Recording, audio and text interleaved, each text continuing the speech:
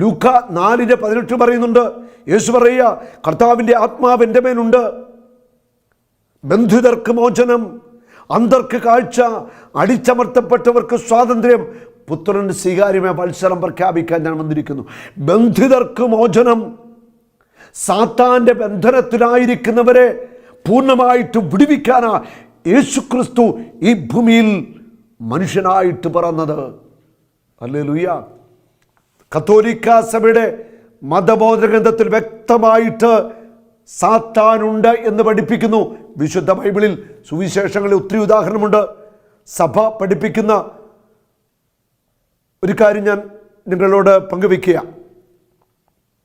CCC 2853 നമുക്ക് ജീവൻ നൽകാനായി യേശു സ്വമനസാൽ തന്നെ മരണത്തിന് വിട്ടുകൊടുത്ത മണിക്കൂറിൽ ഈ ലോകത്തിൻ്റെ അധിപൻ്റെ മേൽ, ആരാണ് ഈ ലോകത്തിൻ്റെ അധിപൻ?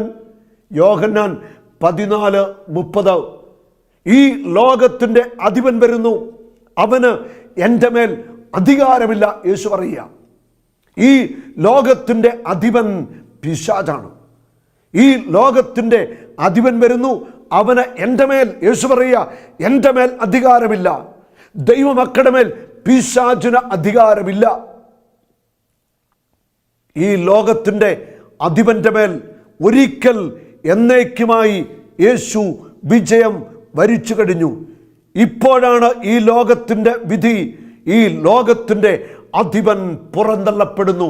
കത്തോലിക്ക സഭയുടെ മതബോധന ഗ്രന്ഥത്തിലെ ഭാഗമായി ഞാൻ ഈ വായിച്ചു കേൾപ്പിച്ചത്. ഈ ലോകത്തിൻ്റെ അധിപനായ പിശാചിനെ യേശു പൂർണ്ണമായിട്ട് കീഴ്പ്പെടുത്തി. യേശു വിജയം നേടിക്കഴിഞ്ഞിരിക്കുകയാണ്. ഹല്ലേലൂയ.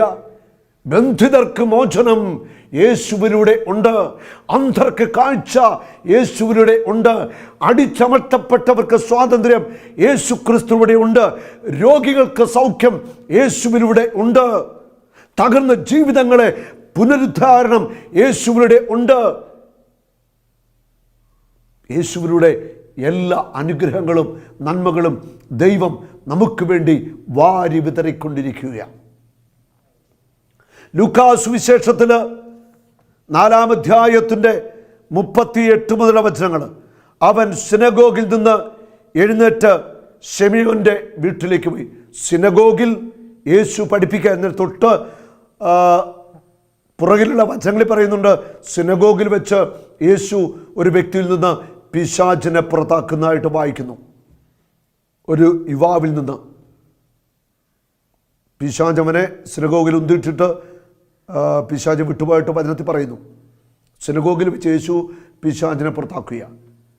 അവൻ സിനഗോഗിൽ നിന്ന് എഴുന്നേറ്റ് ശിമയോന്റെ വീട്ടിലേക്ക് പോയി. ശിമയോൻ ആരാണ്? അപ്പസ്തോലന്മാരിൽ പ്രമുഖനാണ് ശിമയോൻ. സ്വർഗരാജ്യത്തിൻ്റെ താക്കോലുകൾ, അധികാരത്തിന് താക്കോല് പത്രോസിനെ ഏൽപ്പിച്ച്, പത്രോസേ നീ പാറയാകുന്നു, ഈ പാറമേൽ എൻ്റെ സഭ ഞാൻ പണിയും. നാരകീയ ശക്തികൾ പ്രബലപ്പെടുകയില്ല, സഭയ്ക്കെതിരെ പ്രബലപ്പെടുകയില്ല. നീ ഭൂമിയിൽ കെട്ടുന്നതെല്ലാം സ്വർഗത്തിൽ കെട്ടപ്പെട്ടിരിക്കും, നീ ഭൂമിയിൽ അഴിക്കുന്നതെല്ലാം സ്വർഗത്തിൽ അഴിക്കപ്പെട്ടിരിക്കും. മത്തായി 16-ാം അധ്യായം 16, 17, 18, 19 വചനങ്ങൾ. പത്രോസിൻ്റെ മേൽ അധികാരം കർത്താവ് ഏൽപ്പിച്ചു കൊടുത്തു. പത്രോസിൻ്റെ വീട്ടിലേക്ക്, ശിമയോൻ്റെ വീട്ടിലേക്ക് യേശു പോയി. ശിമയോൻ്റെ അമ്മായിയമ്മ കലശരായ പനി ബാധിച്ച് കിടപ്പായിരുന്നു. ആളുകൾ അവൾക്ക് വേണ്ടി അവനോട് സഹായം അപേക്ഷിച്ചു. അവൻ അവളുടെ അടുത്തെത്തി പനിയെ ശാസിച്ചു. അവളുടെ അടുത്തെത്തി പനിയെ ശാസിച്ചു. അത് അവളെ വിട്ടുമാറി. പനി എന്ന രോഗത്തെ, ആ രോഗം വിതയ്ക്കുന്ന ആത്മാവിനെ യേശു ശാസിച്ചു. നമ്മൾ മനസ്സിലാക്കണം, ചില രോഗത്തിൻ്റെ പിന്നിൽ പൈശാചിക അരൂപികളുടെ ശക്തമായ പ്രവർത്തനമുണ്ട്. ഞാൻ ഓർക്കാണ്, ഒരിക്കൽ ധ്യാനത്തിന് വന്ന ഒരു സഹോദരി, ഒരു വീട്ടമ്മ, കടുത്ത ആസ്മയ. അവർ എൻ്റെ അടുക്കൽ പ്രാർത്ഥിക്കാൻ വന്നിട്ട് പറഞ്ഞു, 28 വർഷമായിട്ട് ഞാൻ ആസ്മരോഗം അനുഭവിക്കുക. ചികിത്സകൾ ചെയ്ത് മടുത്തു. ഒരു കുടുംബിനിയാണ്. ആസ്മാരോഗം കൊണ്ട് ഒരു തരത്തിലും മുൻപോട്ട് പോകാൻ പറ്റാത്ത അവസ്ഥയാണ്. ഞാൻ യേശുവിൻ്റെ നാമത്തിൽ അവളെ ബന്ധിച്ചിരുന്ന ആസ്മാരോഗത്തിൻ്റെ ദുരാത്മാവിനെ ബഹിഷ്കരിച്ച് കർത്താവിൻ്റെ നാമത്തിൽ പ്രാർത്ഥിച്ചു. ധ്യാനത്തിൻ്റെ ആദ്യ ദിവസം തന്നെ ആ സഹോദരിക്ക് ഇരിക്കാൻ വയ്യ, ശ്വാസം മുട്ടൽ കാരണം. എൻ്റെ അടുക്കൽ പറഞ്ഞു, അവൾക്ക് വേണ്ടി വിടുതൽ പ്രാർത്ഥിച്ചു. കർത്താവിൻ്റെ ആത്മാവ് പ്രവർത്തിക്കുക. ദൈവശക്തിയുടെ പ്രവാഹത്തിൽ 28 വർഷമായിട്ട് അവളെ ബന്ധിച്ചിരുന്ന ആസ്മാരോഗത്തിൻ്റെ അശുദ്ധാത്മാവ് അവളെ വിട്ടുപോയി.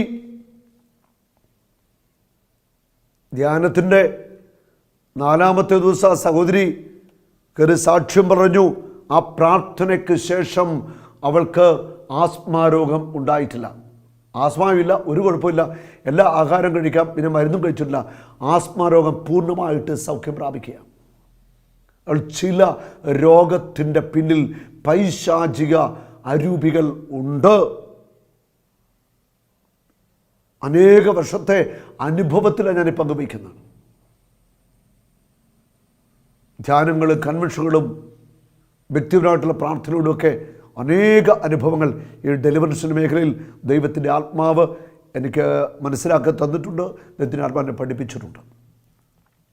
ഇവിടെ വായിക്കുന്ന പനിയെ അവൻ ശാസിച്ചു, അത് അവളെ വിട്ടുമാറി. അപ്പോൾ തന്നെ പനി ശരീരത്തെ വിട്ടുമാറുകയാണ്, പൂർണ്ണമായിട്ട് സൗഖ്യം പ്രാപിക്കുക. ഹല്ലേലൂയ. ചില രോഗത്തിൻ്റെ പിന്നിൽ, രോഗത്തിൻ്റെ അടിമത്തത്തിൻ്റെ പിന്നിൽ, ചില പാരമ്പര്യ രോഗത്തിൻ്റെ പിന്നിൽ പൈശാചിക ശക്തിയുടെ സ്വാധീനമുണ്ട്. ആ തിന്മയുടെ അരൂപി ബഹിഷ്കരിക്കപ്പെട്ടെങ്കിൽ മാത്രമേ ആ വ്യക്തിക്ക് സൗഖ്യം ലഭിക്കത്തുള്ളൂ.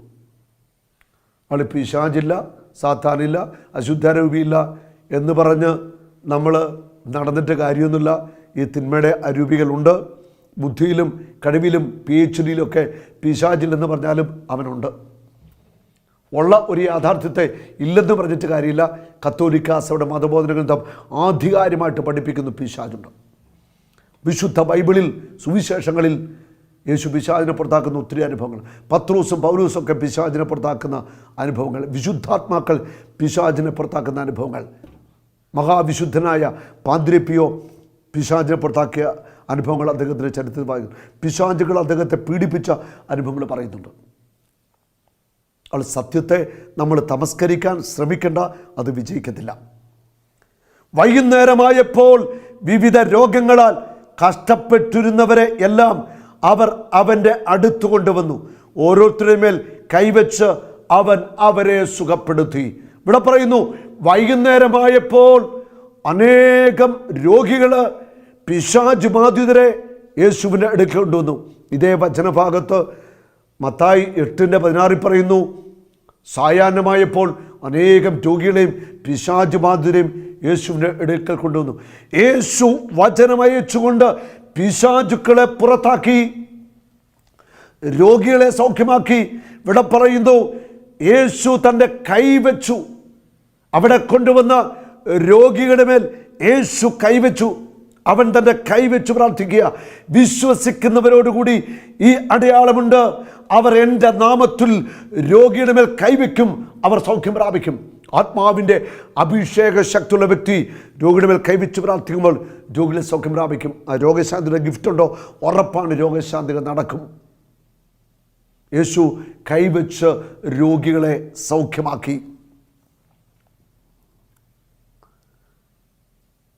പിശാച് ബാധിതർ ഇപ്രകാരം വിളിച്ചു പറഞ്ഞു, നീ ദൈവപുത്രനാണ്. അവൻ ഉറക്ക വിളിച്ചു പറഞ്ഞുകൊണ്ട് അനേകരിൽ നിന്ന്, അവിടെ വചനം പറയുന്നു, അനേകരിൽ നിന്ന് പിശാചുക്കൾ അലറിക്കൊണ്ട് വിട്ടുപോയി. ഈ വചനം സത്യമാണ്. വിശുദ്ധ ബൈബിളിൽ എല്ലാ വചനങ്ങളും സത്യമാണ്. യേശു കൈകൾ വെച്ച് പ്രാർത്ഥിച്ചു, രോഗികൾ സൗഖ്യമായി. പിശാച് ബാധിച്ചു നിന്ന് പിശാചുക്കൾ അലറിക്കൊണ്ട് വിട്ടുപോയി. അലറിക്കൊണ്ട് പിശാചുകൾ വിട്ടുപോയി. അവർ നിലം പതിച്ചു. അവിടേക്ക് ഉരുണ്ടു ബഹളം വെച്ചു. പിശാചുകൾ വിട്ടുപോയി. വിശുദ്ധ ബൈബിളിൽ ഈ എഴുതി വച്ചിരിക്കുന്നത് 100% സത്യമാണ്. ഇതെവിടെ വെച്ചാണ് ഈ സംഭവം നടന്നത് പത്രോസിൻ്റെ വീട്ടിൽ വെച്ചാണ്. മനോഹരമായിരിക്കുന്നത്. പത്രോസിൻ്റെ വീട് ശരിക്കും ഒരു ഹീലിംഗ് ശുശ്രൂഷയുടെ, ഡെലിവറൻസിൻ്റെ ശുശ്രൂഷയുടെ ആലയമായിട്ട് മാറുകയാണ്. യേശുവിലൂടെ ആ കുടുംബം വലിയ അനുഗ്രഹിക്കപ്പെട്ട ഒരു കുടുംബമായിട്ട് മാറുകയാണ്. ഒരു ഭവനത്തെ, ആ ഭവനത്തിൽ കർത്താവ് തന്നെ ശുശ്രൂഷ ചെയ്യുക. Praise the Lord. പത്രോസ് എന്ന വ്യക്തിയുടെ അമ്മായിയമ്മയുടെ വീട്ടിൽ വെച്ചാൽ ഈ സംഭവം നടക്കുന്നത്. അവിടെ യേശു കൈവച്ചു, രോഗി സൗഖ്യമായി. യേശു കൈവച്ചു, പിശാചുക്കൾ അലറിക്കൊണ്ട് വിട്ടുപോയി. അവർ നിലംപതിച്ചു. അവർ അലറിക്കൊണ്ട് എന്താ വിളിച്ചു പറഞ്ഞെന്നറിയാമോ? നീ ദൈവപുത്രനാണ്, നീ ദൈവപുത്രനാണ്. ദൈവപുത്രനായ ക്രിസ്തുവിൻ്റെ മുമ്പിൽ ഈ തിന്മയുടെ ശക്തികൾക്ക് നിൽക്കാനാവില്ല. അവയെല്ലാം വിട്ടുപോയി. അലറിക്കൊണ്ട് വിട്ടുപോവുകയാണ്. ഇവിടെ പറയുന്നു, അനേകരിൽ നിന്ന് പിശാച് വിട്ടുപോയി. ആ പിശാചിൻ്റെ ബന്ധനത്തിലായിരുന്ന അനേകർക്ക് അത്ഭുതകരമായ ഡെലിവറൻസ് ലഭിച്ചു. അനേകർക്ക് പൈശാചിക ശക്തികളിൽ നിന്ന് കർത്താവ് വിടുതൽ കൊടുത്തു. കത്തോലിക്ക സഭയുടെ മതബോധന ഗ്രന്ഥം ആധികാരികമായിട്ട് പഠിപ്പിക്കുന്നുണ്ട്.